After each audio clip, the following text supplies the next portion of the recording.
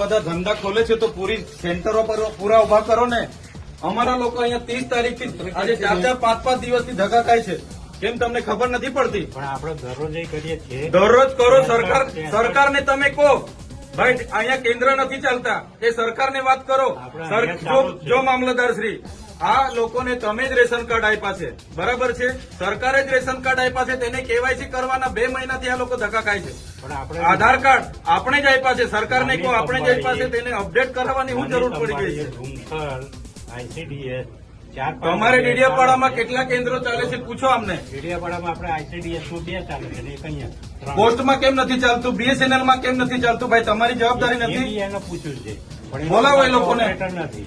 કેમ ઓપરેટર નથી? તો એની વ્યવસ્થા કરો, સરકારને વાત કરો. આ લોકો 2 વાગ્યાથી આવેલા છે. કેટલા જણ 2 વાગ્યાથી છે ભાઈ? આ 2 વાગ્યાથી નાના છોકરાઓ લઈને અહીંયા રાત્રિ રોકાણ કરે છે. તમને ભાન નથી પડતી? હું આજે લખી દઉં. તમને 3 મહિનાથી કેમ છું? હું આજે લખી દઉં. પ્રાંત સાહેબ છે કે નહીં? બોલાવો. તમને કઈ ઓફિસમાં બેહીને અમે નથી. આ તમે બધા નોકર છો ભાઈ. આ પ્રજાના ટેક્સનો પગાર તમને મળે છે. નોકરી કરવાની હરકા કરો. પ્રાંત અધિકારીને બોલાવો ભાઈ. 4 વાર તો મેં કીધું છે તમને. હું સંકલનમાં લખીને પૂરું કરવાનું છે. એને ફોલોઅપ કેમ નથી લેતા તમે? ઓપરેટર નથી તો મૂકો ને તમે. ઓપરેટર મેં મૂકો આવીશ. એવું છે ઓપરેટરમાં એ લોકો પ્રાંત અધિકારીને બોલાવો. એ લોકો પરીક્ષા લે, પરીક્ષાનો પાસ થાય પછી ઓપરેટર. તો ત્યાં સુધી અમારા લોકો અહીંયા ધક્કા ખાવાના છે. નોટબંધીમાં 2 વર્ષ સુધી લાઈનો પર લાગ્યા. અહીંયા જાતિના દાખલા પર મહિનો લાઈન પર લગવાનો.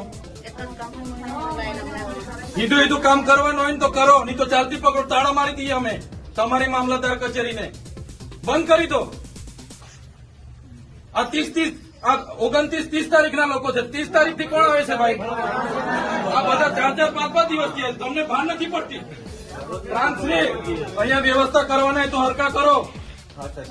હા, કેમ નથી વ્યવસ્થા? કેટલી વાર કીધું છે તમને કેવાયસી ની અહીંયા કેન્દ્ર ઉભા કરો?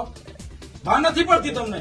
અનાજ માટે પરમ દિવસે અહીંયા તમારા સસ્તા અનાજના દુકાનમાં છેલ્લા 2 દિવસે અનાજ આપવાનું ચાલુ કરો છો. આખો મહિનો હું ધંધા કરો છો? પુરવઠા અધિકારી કોણ છે?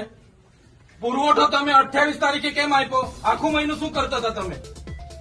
29-30 તારીખે અમારા લોકો અહીંયા ડેડિયાપાડામાં લાઈન પર હતા 5 કિલો ચોખા માટે. આ તમારી બધી સરકારમાં વાત કરો. હા, આ કેવાયસી ના નામે, બરાબર? આ રેશન કાર્ડ તમે જ આપ્યા છે, એને હું કેવાયસી કરાવીને અમે શું સાબિત કરવાના છો? અમે બધા ખેડૂત છે. 7-12 નીકળી એટલે અમે ખેડૂત. અમારે શું રજીસ્ટ્રેશન કરાવવાની જરૂર છે ભાઈ? કઈ જરૂર પડે છે?